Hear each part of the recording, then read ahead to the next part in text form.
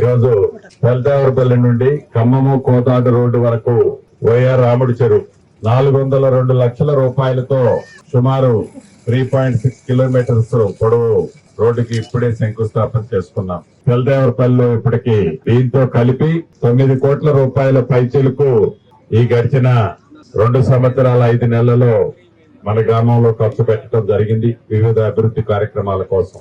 అంతేకాదు మీ దీవెనలతో మీరు కోరిన విధంగా వచ్చిన ఈ ప్రజా ప్రభుత్వం గౌరవ ముఖ్యమంత్రి రేవంత్ రెడ్డి గారి నాయకత్వంలో అనేక సంక్షేమ కార్యక్రమాలు పేదవాళ్ళకి ఇస్తున్న సంగతి మీకు తెలిసిందే.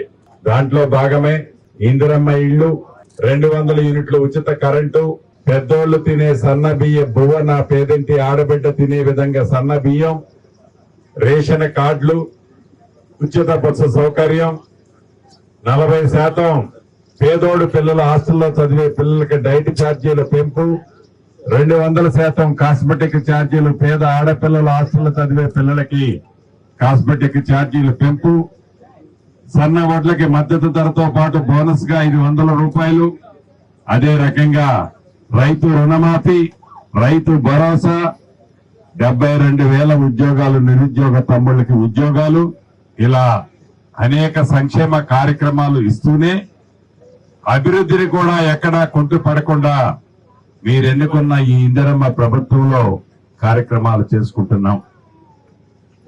అదే రకంగా జూన్ 2వ తారీఖు నుంచి ఆసరా పెన్షన్ల కోసం నిరుపేదలు చాలా మంది అర్హులైన వాళ్ళు ఉన్నారు.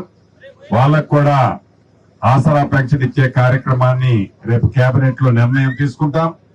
అదే విధంగా ఇందిరమ్మ ఇళ్లు 2వ విడత కూడా జూన్ 2వ తారీఖు నుంచి 2వ విడత ఇస్తున్నాం, 3వ విడత ఇస్తాం, 4వ విడత ఇస్తాం.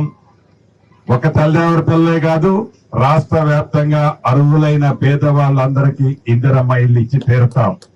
కాబట్టి ఇది మీ దీవెనలు ఈనాడు ఆనాడు ఎలా ఉన్నాయో భవిష్యత్తులో కూడా అదే ఉండే విధంగా తప్పకుండా ఈ ప్రభుత్వం పనిచేస్తుంది. ఈ తెల్దావరపల్లిలో సుమారు 37 పట్టాలు ఇస్తున్నాం.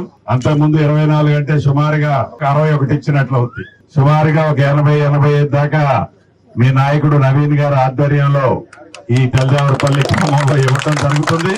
భవిష్యత్తులో మరిన్ని కూడా ఇవ్వటం జరుగుతుందని కూడా తెలుపుతూ మీ అందరి దగ్గర సెలవు తీసుకుంటాం.